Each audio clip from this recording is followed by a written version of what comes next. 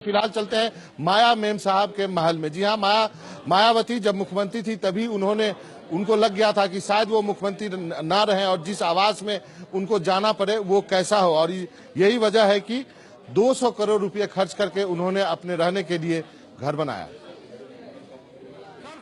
उनके गले में दौलत का हार है और वो खुद को दौलत की बेटी भी कहती हैं। लिहाजा दौलत की बेटी ने सरकारी दौलत से अपने लिए एक महल बनाया जिसकी कीमत 200 करोड़ रुपए है। उनके पहले कभी किसी मुख्यमंत्री ने अपना बंगला बनाने के लिए इतनी सरकारी दौलत नहीं खर्च की।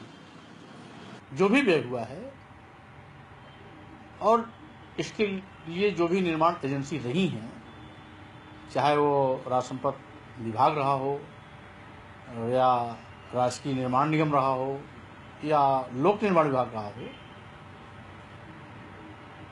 कहाँ कितना खर्च होना है ये तय करने की जिम्मेदारी उनकी है। पहले उनका बंगला कुछ यूं दिखता था, ये सिर्फ 2.5 एकड़ में था। बाद में आसपास के कई बंगले तोड़ के करीब 2,20,000 स्क्वायर फीट पे उनके लिए ये महल बनाया गया। इस महल के मेन ब्लॉक में 13 कमरे हैं, जिनमें 3 guest room, 3 sitting room, 3 staff office room, एक किचन स्टाफ रूम और 2 बेडरूम शामिल हैं। बहन जी का बेडरूम 30 फीट लंबा और 30 फीट चौड़ा है। ड्रेसिंग रूम 30 फीट लंबा और 15 फीट चौड़ा है। बाथरूम 18 फीट लंबा और 18 फीट चौड़ा है। सिटिंग रूम्स 20 फीट चौड़े और 30 फीट लंबे हैं। बेडरूम में 30 फीट की वार्डरोब है। ज्यादातर कमरे की दीवारें सिंथेटिक मार्बल से बनी हैं। इसमें 70 इंच के सोनी के LCD टीवी और 50 इंच के LED टीवी समेत दर्जनों टीवी लगे हैं। यही नहीं, बहन जी ने दिल्ली और लखनऊ में और भी कई बंगले बनाए हैं। तो जब मेरे पास आप लोगों का कई करोड़ रुपया गिफ्ट के रूप में आया तो आप लोगों को जानकर खुशी होगी कि आपके इन गिफ्ट के रुपयों से मैंने लखनऊ और दिल्ली में पुराना बना बनाया बड़ा बंगला खरीद लिया। बहन जी के महल के अलग अलग हिस्से उनकी पसंद नापसंद के मुताबिक करीब 2 दर्जन बार तोड़े और बनाए गए।